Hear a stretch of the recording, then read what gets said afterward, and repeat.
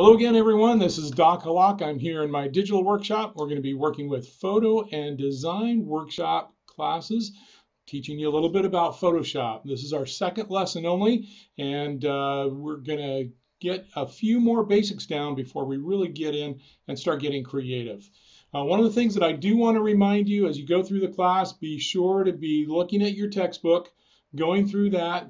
It gives you some nice tutorials through there, and it covers a lot of things that I just simply don't have time to go over with you.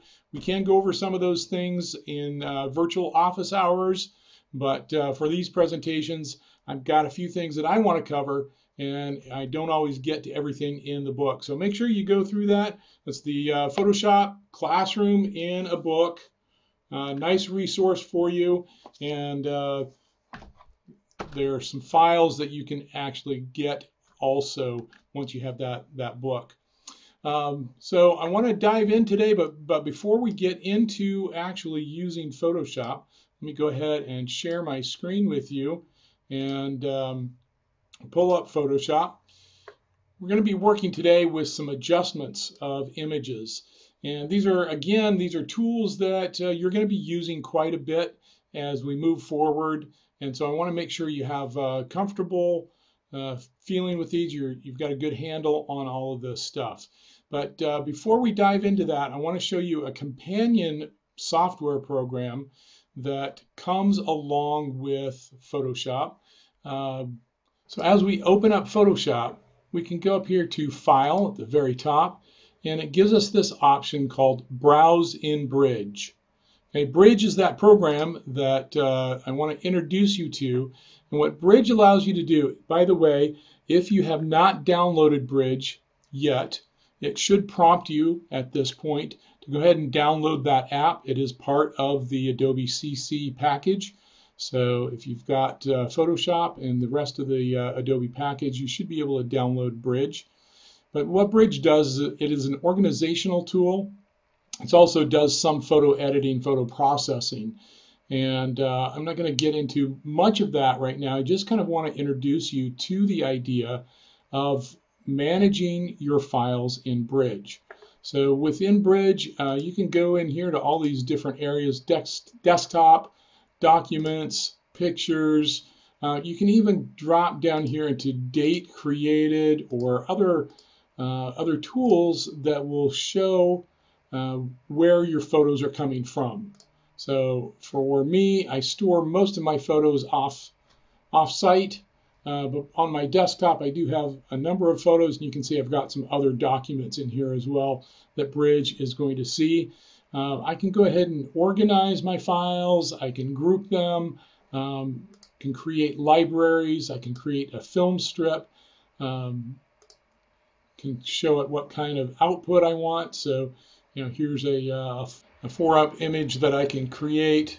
I can work with my metadata, and I can edit some of that. I can search through that, so forth. So there's a lot of organizational things that I can do in Bridge. If you want to learn more about Bridge, I'm really just barely, not even scratching the surface. But if you go online and just do a little search on YouTube, there's a nice little tutorial from the Photoshop Playbook, how to use Adobe Bridge on YouTube. It's relatively short, and of course you don't ever have to watch the whole thing. So go in there and kind of discover Bridge and see what it will do for you. It will be a great help for you as you organize and manage your files. And that's one of the things that I want to address today as well, is file management. It's going to be really, really super important. As you know, as we've faced digital imaging and digital photography, we can go out and we can take literally hundreds of images in an afternoon. I've done that sometimes, and I've got bundles and bundles. I've uploaded a lot of my photos to online, and in that interface, I've got over 50,000 photos. And I'm not nearly as proficient as a photographer as some of these pros out there. So your photo files can add up really, really quickly. So Bridge is a great way to manage, and even if you don't use Bridge, please come up with some type of management structure for your files so that you know where your images are. They just get overwhelming, And if you don't use some type of organizational structure to manage those files, then you're just going to get totally lost, and you may as well not have even taken those photos because you can't find them. And if you can't find them, they're of no use to you. All right, well, let's get back into the interface here. I'm going to show you some things in Photoshop in regards to adjusting photos. And you can do these with all sorts of things. So I've got a folder. This is accessible on Canvas. The folder is called Photos to Edit. I have a folder here called Adjustment. And within that folder, there is just 5 images that we're going to be working with today. This folder Adjustment is found in Canvas in your second lesson folder. So you'll have access to all these same images that I'll be using today. So let's start off with the alley photo. I'm just going to take this photo, I'm going to drag it down in my dock over top the Photoshop icon, and it pops right open that way. That's another way you can open your files. This is a file that I took actually with my, my phone a few years ago at dusk. I just thought this alleyway was kind of a cool look to it. We caught it at the right time of day that made it look kind of nifty.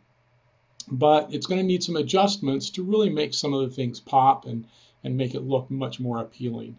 So those are the things that I want to cover with you. You'll notice when you first open a photograph in Photoshop, oftentimes it will just show up here as a layer called background. And if you scoot over to the right-hand side here, you'll see this padlock. So that padlock right there indicates that the layer is locked, and that limits some of the manipulation that you can do on the image. So I always like to go through and unlock my images before I get started with them. To do that, I'm going to double-click on it, and I get this new layer window that pops up. Here is an opportunity for me to rename the layer if I would like to. And that's another management organizational structure that I really want you to do in your images as you create them, is I want you to rename each of your layers and name them something that is identifiable. So I'm just going to call this alley. In this instance, we're really just dealing with one image, so it doesn't make a whole lot of difference. But as we start building multiple layers and so forth in the images that we create, and you'll see this coming up in a lesson very shortly, as we start working with layers, you'll see that it starts getting a little bit more confusing, and it's going to be important that we rename our layers. So just get in the habit of doing that right now. That will actually be worth some points on your assignments. So get in that habit right now and stay organized within your file, and keep your files themselves organized within some type of an organizational structure. So there's my image I'm going to work with for today. Just for demonstration purposes, I'm going to duplicate this layer. I can do that simply by dragging down here to this little plus sign next to the trash can, and there I have a alley copy layer. And I'm going to be using that later on just to demonstrate some of the adjustments that we are making. So I'm going to, right now though, going to make that second layer invisible. And just click on the eyeball here and we'll make it invisible. You won't notice anything visually because right below it is an identical layer. And that's the layer that we're going to be manipulating today. So what we want to do is we want to make some adjustments. We want to create this, edit this image so that it pops just a little bit more and we get a little bit more life out of it. So to start with, we're going to go up to our very top ribbon here. You're going to see the image option in Photoshop, and right below that, the second one down is adjustments. So this is the area that we're going to be working with primarily today under adjustments, and we're going to start pretty much at the top and work our way down. We will not be using every single one of these options, but if you want to go in and experiment and see what they do, by all means do so. That's what this class is all about, is get you comfortable with this Photoshop interface so that you can go in and play around and get comfortable with it. All right, so what I'd like to do when I'm starting to do my layer adjustments, or my image adjustments rather, is I always like to start with levels. And you can see here that Levels has a shortcut over on the right hand side here. It is Command L, or if you're on a PC, that will be Control L. You can hit that and you can pop right into Levels, and it looks like this right down here.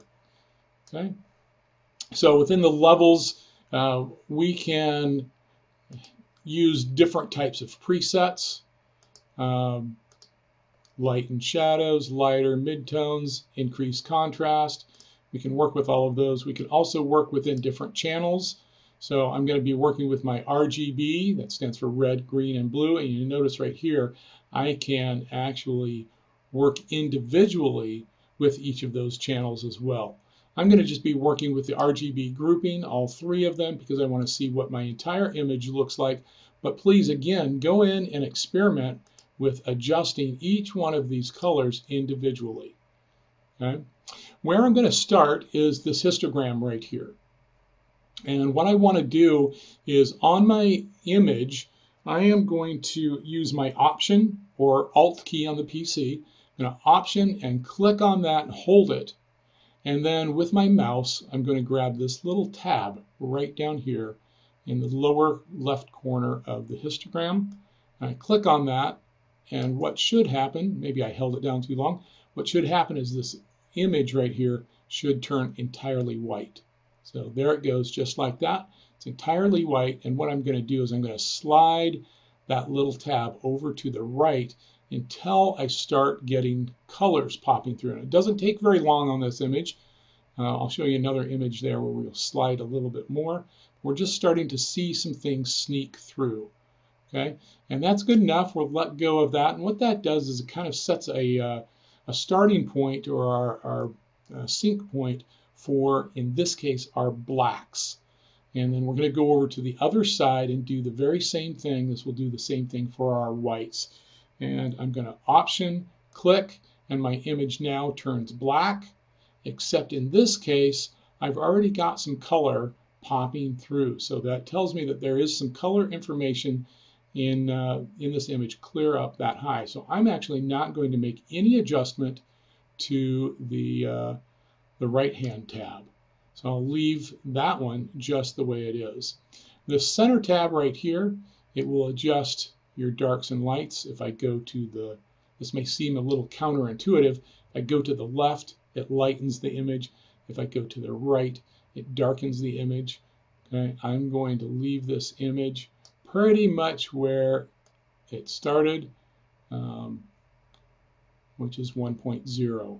So I can even also go in here and just type it in. So 1.0, okay.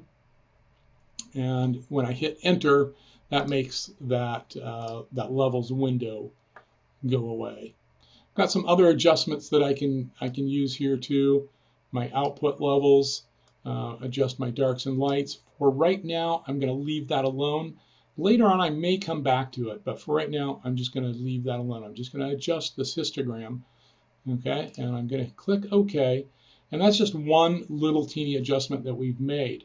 So I'm going to come back here to my layers area, and I'm going to turn on the upper layer, which is the original untouched layer, and that will allow us to see just what that one little adjustment has done. So here's the original image, and now turn it off, and I can see the adjusted layer. You can see there's not really much difference that we can see at this point, but we've only made one little tiny adjustment. So we shouldn't be expecting a whole lot of dramatic change in our image at this point. Let's go back up to our image and adjustments. And now I'm going to go back to my brightness and contrast. I don't ever like to start with this because that Levels adjustment really does some marvelous things when you have a limited color scheme or timeline. So now what I can do is I can adjust my brightness and contrast. I'll bring my brightness up just a little bit. Most of these, when you're working with the sliders, you'll notice that a little bit goes a long way. So I can take this brightness all the way up to 150, and that really brightens things up. You notice that the sky that we had, the nice clouds and so forth, are pretty much washed out and eliminated. So I definitely don't want to go that far. I'm going to go up just a little bit, somewhere between 15 and 20. This is not a percentage. This is just a measurement. So be aware of that. And then my contrast, let's see what happens when my contrast comes up. Things get darker. My contrast goes down and things get flatter. For right now, once again, I'm going to leave my contrast right at 0. And I'll click OK. Okay, again, this is just a little teeny adjustment. We shouldn't be seeing anything real dramatic at this point. And then I'm going to go down to exposure. And I'm going to bring up my exposure just a wee little bit again. Again, a little bit goes a long way. One of the things that is appealing to me about this photograph is that it was taken just after dusk, and so it does have a lot of darkness to it. But one thing that you should be noticing is right down here we've got some yellows that are now starting to pop out just a little bit more. We've got a little protective case that goes to a cable to the telephone line. And then we've got these 2 little windows in this building back behind here. Those are starting to pop out just a little bit more. And then some other additional lights. So that we've got a light down here. We've got some of these lights in the sky, including the sun that is still going down. So all of those lights are now starting to jump out just a little bit more than they were previously. Okay. I'm going to go back to my image adjustments, and I'm going to go into my next section. And I'm going to start with my vibrance and saturation. Now, saturation actually shows up in another option here that I'll show you in just a moment. But our vibrance, this is the only place it can show up. And I'm going to bring this one up pretty high, actually. And you can see those lights and those yellows that I was talking about earlier. Now they're starting to stand out even more. Should be noticing that. And my saturation, I don't want to bring this up too high, because it starts to do some really funny things. If you want to see that, just take your slider to the extreme and see what happens. And that look actually could fit within the right kind of thing. You've got some nice yellows and nighttime things coming up.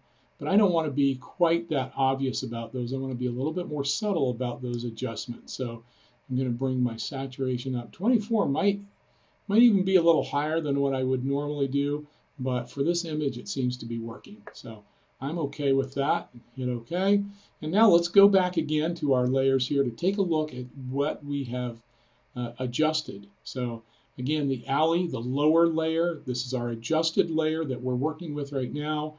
The top layer, the alley copy layer, that one is the unadjusted original. So I'm going to click on the eyeball. And there we go. We can see the original image over top. I turn it off, and there's the edited or adjusted image right there. And you can see things are starting to come alive for us just a little bit more on this image. So let's go back to the image adjustments. Now I'm going to work with my hue and saturation just a little bit. Okay, this is the second place where saturation will show up. So I'm probably not going to make much more adjustment in the saturation here. What the hue will do, you can see that there's a color timeline or color spectrum all across here. You can see we start with red on the far left. We quickly move into orange and yellow and all the way down here into greens and blues. And then we start getting into purples and pinks, and we end again on red.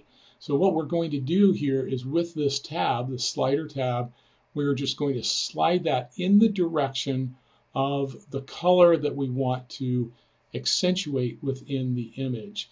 Okay? We don't have to go all the way to that color. For instance, if I wanted to make it purple, and I go all the way down here, that gets pretty weird looking and extreme. It might come in handy for the right thing, but not for what we're doing today. So I'm going to bring this back down to 0 as my starting point.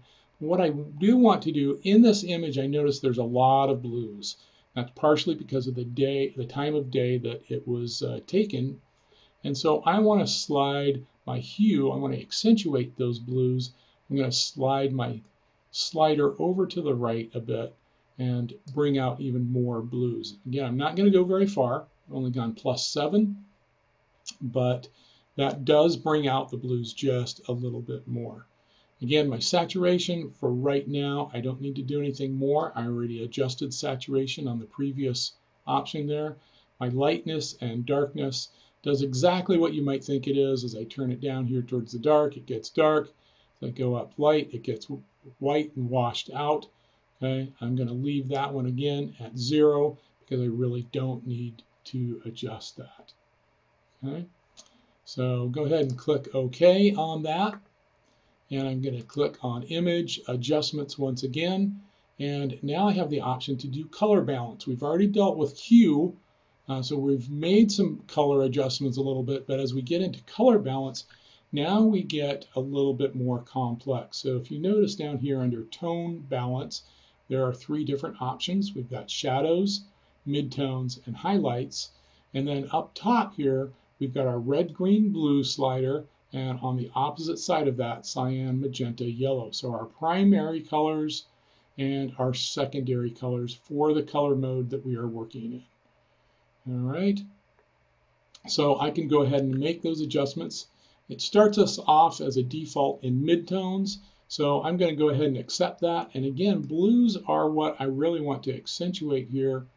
So I'm going to bring my blue slider just a little bit over to the right. Okay. On my shadows, I want some blue shadows. Okay.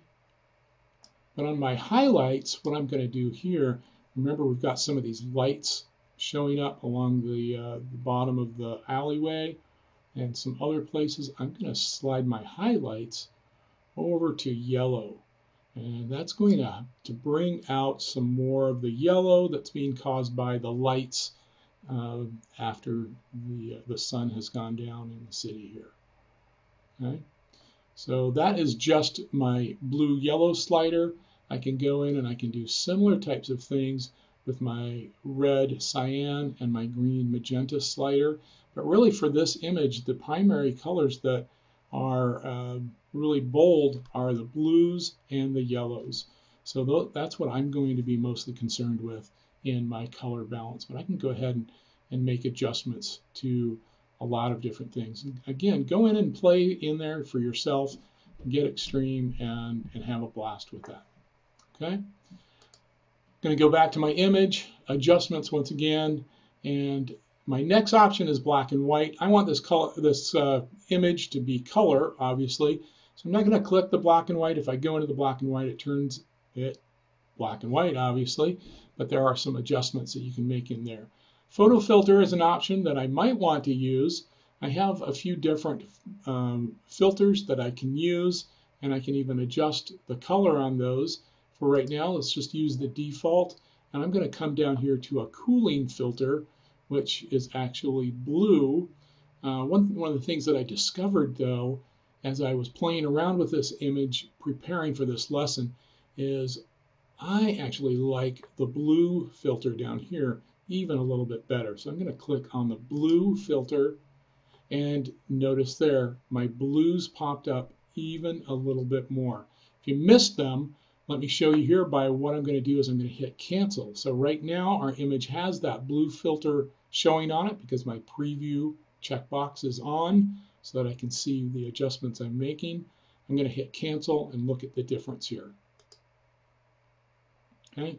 Again, it is subtle, so if you didn't notice it here, go back into photo filter, choose the blue photo filter, and you can see it just accentuate the blues a little bit more. Okay. And once again, if we want to check in, let's go back down to our layers tab and bring in that top layer unadjusted. Look, now that layer is looking pretty drab and dull. Okay. As we look at just the adjusted layer, there seems to be a lot more life in that. Let's look at what other adjustments we might be able to make that, that could be beneficial to us. Channel Mixer actually separates out our different channels, red, green, blue, or if we're working in a CMYK color mode, each of those individual colors. We've got an invert. This is going to be really interesting. I'm just going to show it to you for kicks and giggles. But if I hit invert, there it goes. And now that looks like a photo negative, actually, is what that looks like if you've ever looked at a film negative. I'm going to hit the shortcut, which is Command-I, and invert again and go back to our normal image. That's not going to do me much good for what I want to do here. But the next thing that I am going to work with just a little bit is my shadows and highlights. I'm going to come down here with my shadows and highlights, and you notice the image lightened just a little bit there because my shadows are not real deep. I'm going to bring them down a little bit. Not all the way down on that slider, but I'm bringing them down a little bit to darken that image again, because that's one of the things that I really like about this image is the darkness, and especially as these lights now start popping out. My highlights, I'm going to adjust those, and let's see how those go. I'm noticing it mostly up in the sky and the clouds. See that up there in the sky? As I adjust my highlights, that's where I really notice the strong highlights coming through. I'm going to leave them low because what I'm also noticing is these yellow light streaks shining on the street here show up a little bit more when my highlights are down there towards the left. So shadows and highlights help us out a little bit more. Okay, once again, let's check in. There's our original image. This is our adjusted image, and you can see there's a lot more life in that image now. Okay. In this case, there's probably not a lot more that we can do, but let's just go look at our adjustment options. So we can go in here, we can desaturate if we want to. That's going to draw out the colors. It's not going to make it black and white completely, but it will draw out the colors and make them look more faded. We can match a color, we can replace a color, we can equalize. Okay. I actually don't like that equalize. I'm going to undo that with a Command-Z. So that image is probably about where I want it to be, and we've made some nice adjustments. We can see from the original image there that our adjusted image has a lot more life to it. So what I'm going to do now is I'm going to save this image, go up to File, Save As, and notice the default format is Photoshop. That's because we have multiple layers, but in this case we don't need the multiple layers. We only left that copy layer there to use in comparison. So I'm going to change my format. You can see we've got several different formats right here that we can use. JPEG is probably the best one. It has the least amount of compression and the least file size, smallest file size with the least amount of compression that we can do. So I'm going to use a JPEG, and then I'm going to rename my file. I'm just going to add the word adjusted to it. So it's Ali adjusted, and it's going to go right back into that adjustment folder that I've created, and I'll hit save, and we're good to go. We've got one more JPEG options window that shows up, and the defaults there are typically where you want them to be, so just hit OK. And we've saved that image. So now this is my original image that I have open in Photoshop. I'm just going to go ahead and close that, and I'm going to say don't save.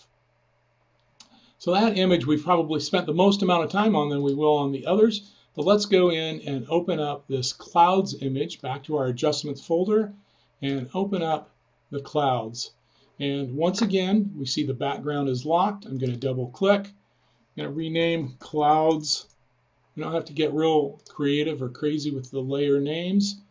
And once again, just for comparison's sake, I'm going to duplicate this layer so that we can come back and see the original unadjusted layer versus the adjusted layer. So eyeball off on the layer we're going to leave alone. Bottom layer we're going to adjust. And let's again start with our levels.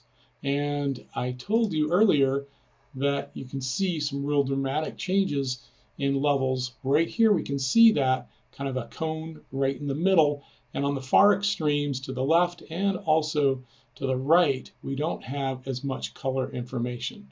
So if you remember our trick here, we're going to hit Option or Alt and click the tab turns our image white when we click on the left-hand side. I'm going to slide that tab all the way up until I start seeing some color information. And I can see it just off center up at the very top of my image. And I'll go ahead and click that. Now look at the dramatic change that has happened here just with that one adjustment. That is pretty dramatic. And those clouds look a lot more full and threatening and just really dramatic clouds. Okay, that's just one adjustment. Let's go back to the other side now. We probably won't see quite as much of a dramatic change, but once again, as we option click, that's going to turn our screen black. Let's slide it to the left until we start seeing some color information showing up. And there we're starting to see some things show up. We didn't have to go nearly as far as we did on the other side. Okay, and now you notice that that image has lightened just a bit. Okay, and that's looking like much more dramatic clouds, something that we could get really creative with as we start working with layered images. I'm going to hit OK on that, and to show us how far we've come just with those two little teeny adjustments, let's go back down here and show up our unadjusted layer. So there's our unadjusted original image right there. I'm going to click off the eyeball, and there we see the adjusted layer and what we have done just with the levels adjustments. That's all that we've done at this point. Okay, let's go back to image, adjustments, and let's try a few other things. Brightness and contrast again. Let's see what we can come up with. I like brightness, bringing that up just a little bit in this case. Those clouds were looking really dark and heavy. Let's see what happens with the contrast. I'm going to go pretty extreme. Now look at that, and we can start seeing some yellows that's popping the sunshine through those clouds right there as we bring that contrast way up high. That's pretty interesting. If we go clear down the other way, things really are muted quite a bit. So again, depending on what feel that you want to give, what look you want to offer, go ahead and adjust your contrast there. Okay, let's move a little more quickly through those same adjustments that we've worked with. Let me show you curves really quickly. There's a little bit more complexity to this. We won't get into it at this time too much, but I want to show you that curves will allow you to make some adjustments throughout the image that can change. Rather than universal adjustments to the entire image, you can adjust some lights and darks and so forth. And we can see what we have done here as we adjust those different key points. I'm kind of going extreme intentionally so that you can see what these things do. Okay. That's what our curves can do. It's a little, like I said, it's a little bit more complex, takes a little bit more time to get into, which we don't have today. So I'm going to cancel out of that and say, that's good. Back to my previous image. Some other adjustments. Vibrance, again, brings it a little bit more life. We'll bring that up. Saturation, I'm going to bring up just a bit, not too extreme again. Now we're starting to see much more yellows throughout the clouds. And the blue also is really starting to pop a lot more. Okay. Image adjustments, photo filter. Let's go ahead and try this. Let's see what happens when we hit a warming filter. Not a lot of stuff that happened there. Okay. And actually it kind of dulled the blue. So I'm going to undo. My favorite command here is Command Z, my favorite option, and lift that off of there. So go ahead and make a few more adjustments. I'm going to work with my color balance a little bit. Okay, blues on my midtones, but my highlights, yellows, just like the last image. And shadows, probably some more blue in there. Let's see what happens if we go extreme. Not quite what I want. Yellow extreme. Not quite what I want either, but a little bit more what I'm looking for. And so I'm going to give it a little bit of yellow in the shadows. and hit OK. And again, we can go through these same adjustments, shadows and highlights. Will do similar types of things for us. Okay, really bring out some colors in a little bit different way. Okay, so there we have our clouds. Okay, and once again, I can save this image. Go up here and save as. Once again, it gives me my default format as a Photoshop image. Again, that's because we have multiple layers here. If we don't need to save the multiple layers, we only want to save the showing layer, okay, our bottom layer with the eyeball on. And I'm going to save that as a JPEG again. That's kind of my go-to file format. And I'm going to add adjusted to the name of the file. And again, our defaults here are usually about what we want to use. So hit OK, and there we have it. All right, so that's some things that we can do with adjustments. But all of the adjustments that we have made at this point actually go directly on to this layer. And there's not much we can do once we have made the adjustment and gone on. The only thing that we could do if we really disliked what we have done, we can go up to our history button right up here. That's this guy right here. And we can back out. Okay, we can go backwards to different adjustments that we've made. And there we go. There's where we opened it. And it's got all of the different steps that we've gone through. So we can back down. Let's say we liked this pre-vibrance image a little bit better. And so we've gone backwards in our process, and then it will allow us to then once again go forward and make whatever adjustments that we do. But as soon as we do that, all of these other adjustments that we've got listed will get lost. Okay, or I can just click on the last adjustment that I made, and there's the image. So what I'm going to show you in our next image, I'm going to go ahead and close this one out. Don't save it. We're going to go back to our adjustment folder, and I'm going to skip over this color run image for right now. We'll come back to it in the end. I'm going to go to Flute Guy. I'm going to drag Flute Guy down to the Photoshop icon so it opens up. This is an image that I took a few years ago when I was in Seattle. In Seattle, they have a public market. If you've never been there, it's a wonderful place, especially if you're a people watcher. They have all sorts of goods for sale, a lot of fresh produce, a lot of handmade things. It's like a great big farmer's market, but it's open pretty much every day of the week. And down there you see a lot of street performers like this guy right here. And this particular gentleman has lots of color in his outfit that he's wearing. Lots of oranges and reds on his shirt. He's got his headband right here. Again, has lots of color in it. And even the background that he's standing against, we see a lot of color in the door frame and some of the flyers that are hanging and so forth. So there's some fun things that we can do with adjustments on this. So once again, I'm going to unlock the layer.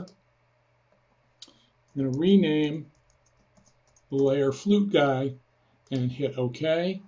And again, simply for comparison, in this exercise, I'm going to duplicate that layer right here.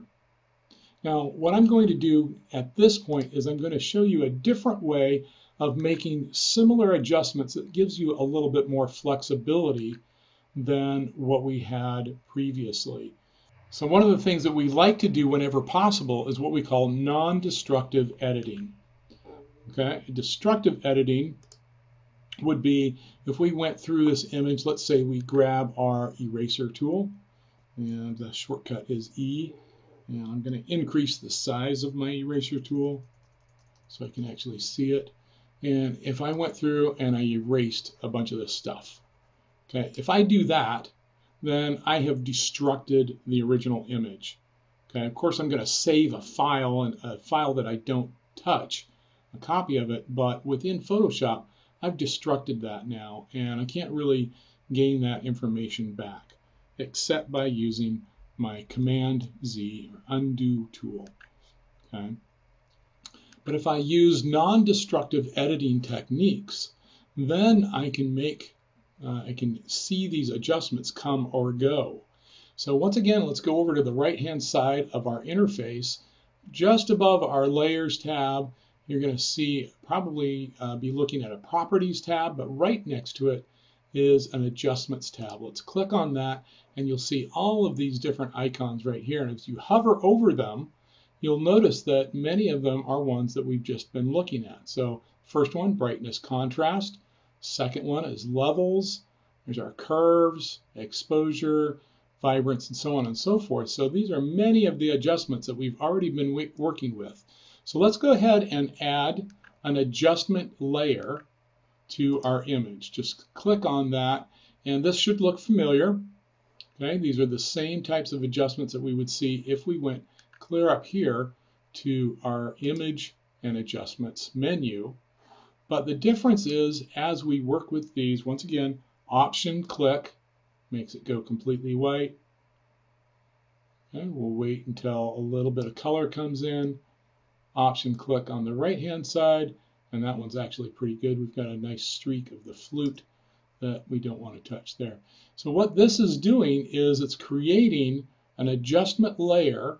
You can see it down here, and it lives on top of the layer that we're working with. So whatever layer we have active at the time that we click on that adjustment layer, that is where that new adjustment layer will be added to. So right now we already have one. It's our levels. Let's activate the layer that we're working on once again. Go back to adjustments, and this time we'll click on brightness, contrast. Same adjustments. Okay, I'm going to bring up my brightness just a bit, and my contrast I'm actually going to bring down just a touch.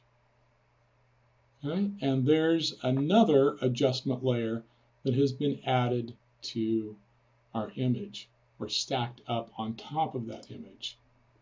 Okay, I can do some more. Let's go to vibrance. This one is going to really make our colors pop a lot more. We'll bring that vibrance way up. Saturation, I'm going to bring up not nearly as far, just a bit. Okay, and our images, or our colors rather, are starting to really lift off of the image and look a little bit more fun. So again, for comparison, remember we copied that layer up at the top here that we have not touched. We made it invisible by clicking off the eyeball. Let's turn the eyeball back on. There's our original image, and turn it off. And there's our image with these layer adjustments, or adjustment layers rather, sitting on top of it. Now what's really nice now is that because these adjustment layers are sitting on top of our active layer, we can go and turn them off. So let's just click our eyeball next to each adjustment layer, and there we go. We're back to this original layer that we're working with. And if we compare that to the unadjusted layer, they should look identical. So I'm going to come up to my unadjusted layer, and I'm going to turn the eyeball on, and you'll notice there is no difference. Okay? Turn the eyeball back off, and I'm going to turn the eyeballs on for each of these adjustment layers, and you see them come back now. And there they are. If we want to, what we can do is we can group these together. So I'm going to shift click to select all three of the adjustment layers that I have added. And down here next to our add layer, there's one that looks like a folder, and that's exactly what it is. I'm going to click on that, and I've created a group or a folder that is my adjustment layers. So I'm going to rename that adjustment layers, so I know what's inside of there. And now I can just turn them on or off with a single click, or I can open them up and I can still adjust each one individually. So that's another way to make some adjustments to your images, and you'll find that you do want to do that a fair amount because you'll be using elements of these images as we go through and we build our own creative artwork and so forth. So I'm going to tuck that image away, and I'm going to go back to our adjustment folder. There's one more image that we'll work with just a little bit. Here's our wedding couple. I'm going to open that image up, and we're going to look at our wedding couple. Let's go ahead and make some adjustments. Once again, I'm going to unlock my layer, and I'm going to name this couple. And again, just simply for comparison reasons, duplicate, and then go back to the bottom layer. And in this case, I'm going to use my adjustment layers once again. Adjustments and levels. Click and hold. There it goes, white. And it's not very long until we start seeing some color show up there. And probably even less on the right-hand side because we have more whites and light colors. Okay, so not a huge adjustment there. I'm going to take this middle part and I'm going to bring it to the right just a little bit and darken that image, only because there's so much sunlight coming through in the background. It's really making for a bright, bright image. Okay. And again, I can go through some of these adjustment layers. I'm going to do some vibrance. Okay. It's going to make that boutonniere and his red tie pop just a little bit more. Give it a little bit of saturation, and there it's really jumping out. Okay, and again, to compare the original image and the adjusted image, and it looks like they've got a little bit more life in their face. If we look at the original image again, they're both kind of washed out a little bit, looking kind of pale. Okay, turn that off, and now that we've adjusted it, okay, things are looking a little bit better for them, but they're looking also a little bit yellow. Yellow means jaundiced, so let's do some color balance, and let's go. Here's our hue saturation. Color balance is this guy right here, and what I'm going to do is on the midtones, notice that our midtones, shadows, and highlights are now a little bit different position, just a drop-down menu here. I'm going to give them a little bit of red in their midtones. That's going to give their skin a little bit more life. Let's do that on the highlights as well. Just give them a little bit of red. Okay, and I think we're good there, except, let's see, in the shadows, let's try giving them a little bit of green to enhance the reflection that's coming from the trees. And you can see down here where we see the sidewalk, that's turning a little bit green. Now you're going to have to decide whether you like that or not. If you don't like it, just dial this down just a bit and it won't be quite as intense. Okay, so there's our happy couple. They're looking like they have a little bit more life to them. Now I want to show you a couple more tools that might come in handy here. I'm going to zoom in, Command plus zooms us in, and you're going to notice down in the lower left-hand corner right here that shows us the percentage of what we're zoomed in. So this image right here, it's filling up my screen, so that tells me it's a pretty high resolution image to start with, which is good because there's lots of digital information in there, and we can always go smaller when we're printing an image, but it's very difficult to go larger. So having large images to start with is a good thing. So I'm going to actually zoom clear up to 100%. Command plus, plus, and plus once again. I'm going to go up to the groom's head because we're seeing a few things pop through here.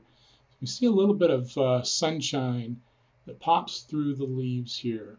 And to me, that looks a little bit unnatural. If we go over to the bride, she's got some sunshine coming through here as well, but it splashes across her cheek and her nose, and it doesn't look quite as unnatural. It's a little bit more enhancing to her. So let's go back up to the groom here, and let's see what we can do with this little splash of sunshine here. This larger one right here, if we look at that carefully, it's pretty white in its highlight area.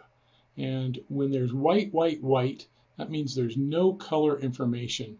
And if there's no color information, it's really difficult to make something look a little bit more natural and bring that in. So I'm not sure that we're going to be able to do a whole lot with that, but I think some of these others, we may actually be able to make some adjustments. So I'm going to go over here to my tools, and I'm going to find my burn tool.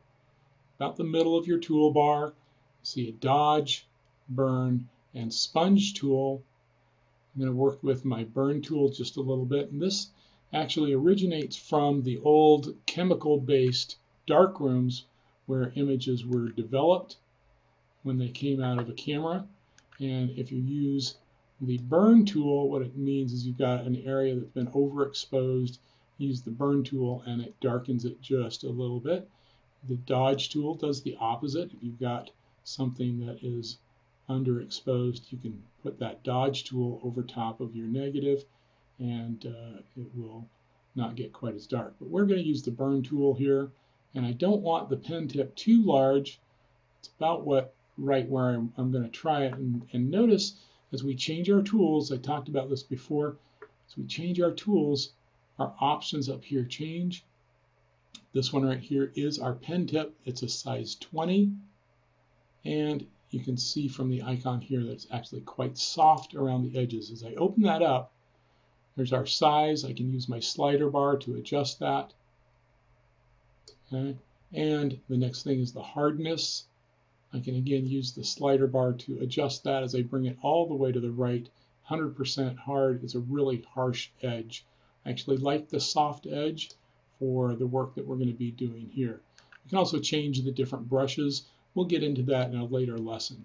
But for now, we'll have a soft edge and a medium-sized brush, and I'm just going to brush across this bright spot on his forehead, and this is not going to fix it completely, but it will darken it just a little bit. Okay, I'm going to do the same thing on this little swash right here across the right side of his head. There's a couple there that I want to get. Okay, and you're looking at that, you're going, that doesn't look any better. In fact, it might even look worse. Yeah, for right now, it might. Okay, but the next tool that I'm going to use is this guy right here. It looks like a Band-Aid. It is our spot healing brush. Okay, and I'm going to use the spot healing brush. I'm going to come in and I'm going to swipe across that same area. And I'm going to make it fairly solid. Maybe I should have used a larger brush size on this one. Okay, and look at that. We've still got a little artifact across here, but it looks much better. Let me take that and swipe right across there. We still see a little bit of definition in the forehead, but it's not quite as dramatic. Let's not forget the right side of his head. Let's swipe right across there. A little wider. The nice thing about this tool is as I go up and down, it doesn't see it as an additional swipe. It's just adding to the width. Okay. And a couple other areas here. It takes a little bit of work. Okay. That's looking a little bit more natural. Now the other thing, I happen to know this young man wouldn't be this vain, but in some cases this little tool that I'm going to show you next might come in handy if you're maybe taking a senior portrait or maybe another wedding portrait and one of the individuals has a blemish, a zit on their head. They don't want to be remembered with that zit for the rest of their life. Okay, and so what you can do, we're still on the spot healing tool brush, and I'm going to see this little mole right here. I'm going to come right over here, and I'm going to make sure that my brush size is just a little bit larger than the size of that mole. And I'm just going to click on that. Boom. Might need one more click right there, and that mole is now completely gone. Okay. Now I can do that. He's got another mole right up here along his hairline. I could make that one disappear just as well. Okay, so that is pretty darn cool in my mind. And that makes for a lot of better, cleaner edits to your photographs, especially when you're taking photographs that are portraits. So I'm going to back out of this. I'm going to hit a Command 0 on the PC. That's Control 0. It's going to widen that image out just as it'll fill the frame just as much as it will go. So there's our image. We have our adjustment layers on here. We can eliminate one or many of them to get just the right look. And once again, we can save that image as a flattened image. So if we go, save as, and change the file format to a JPEG or a PNG or a TIFF. Those are common file formats. You can do that. And again, use the JPEG, wedding couple, adjusted. Okay, now we've got one more image to play with, and I want to show you how to do that. I'm going to close the wedding couple, do not save, because that's our original image. Same thing with flute guy, do not save. And now we're back to our blank Photoshop interface. We have one more image to look at, and that is this image up here called colorrun.nef. You might be looking at that .nef extension and wondering what that is. What that is an extension indicating that it is the Nikon RAW file format. So each of your camera manufacturers have their own RAW file format. Canon will have one, Sony will have one, all of the different camera manufacturers. In the case of Nikon, NEF is their camera RAW format. And what does that mean to you? Well, what it means is that we have a lot more adjustments that we can make in a RAW format. It also means the file size is quite a bit larger. Let's look here at the wedding couple file. This is the original JPEG, and down here it tells us it's 3.8 megabytes large. Okay, as we look at the colorrun NEF RAW file, that one is 28.7 megabytes large, so much larger file size. But what that offers you is the option to go in and make more adjustments. So I'm going to take this image, I'm going to again pull it down into Photoshop and open it up, and notice that it opens up in this different looking interface. We haven't seen this interface quite before. It is similar to some of the things that we have seen, but not quite the same. And this is what can happen when we open a RAW file format. We have lots of different tool options up here. Again, these are things to go in and play with when you have time. Here's a healing brush if we need to heal. There's a color picker if we need to do that. All sorts of things that we can do. But also, right along the right-hand side, we can make lots and lots of different adjustments. Notice that one of the first options we have here is a color profile. They're all Adobe color profiles that we can choose from, except that we can load different color files up and we can go browsing for them if we want to. I'm going to select Adobe Vivid because there's so many rich colors in this image, and that will make them pop just a little bit more. The next option that we have is a white balance option. Now, in the case of this photograph, the white balance was actually quite good, so as shot is probably the option that we want, but we can go in and adjust them.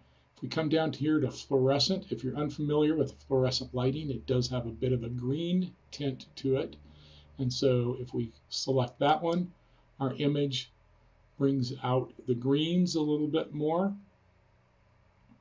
Not quite what we want. If we choose shade, that brings out the yellows a little bit more. Okay, and once again, I think as shot is probably the best one for this particular image. We can also adjust the color temperature. In this case, 4800 Kelvin is the color temperature that the lighting was recorded at. Outdoor lighting typically is about 5600 degrees under normal sunlight conditions. So that's what it looks like if we make those adjustments. This image was taken in the morning, so having a little bit lower, cooler color temperature probably was about right. But let's go ahead and adjust it up, maybe about 5400 degrees, and warm that up just a little bit. Okay, now we can go through, we can make adjustments to our exposure, our contrast. Exposure, I'm probably going to bring it down just a hair maybe. We can adjust our highlights. We've seen highlights before. We've seen shadows before. We can adjust those. Whites, I think this one's a little bit new. I want to make my whites really white. So let's bring that up a bit. My blacks, I don't know that I want to make them as black because they get really heavy as we go down there. Look at that. Okay. So, but I do want to have blacks in there because that gives a lot of richness to our colors. Now we've got a few other options here that haven't shown up before. We've got texture. We don't see a lot of texture in this particular image, but if we had an image that did have texture, that would enhance that a little bit. Clarity, that will bring it up a little bit and make it a little bit more crisp looking. And dehaze also will lift some things up out of there. Now, after I've made these adjustments, notice my darks are getting much heavier. So I might want to come back up here to my blacks and actually lift those up just a little bit so they're not quite as heavy. So there I've made my adjustments in this raw file. Once we're finished with that though, then we can come down here and we can either open the image, which will open the image in the Photoshop interface and will now act just like any other file that we have. We can click cancel and cancel all the work that we have done, or we can hit done and these new settings will save within the image. And there it is in the Photoshop background or interface, and it looks just like it would look if we had a JPEG image that we opened. So there's some different tricks for you, some fun things that you can do with adjustments and with some of your additional tools. There are some other things that we will be able to do to these images. We'll get into those as we start creating and having a lot more fun. I know the last couple of lessons have not been particularly exciting and particularly creative. That's because we're just laying a foundation so that you're familiar with the basic adjustments and basic tools that you can use in creating your own files. We're going to start next time building some more of our own files and our own images and manipulating them much more. Have a great time. We'll see you next time. This is Doc Hallaq in the Digital Workshop.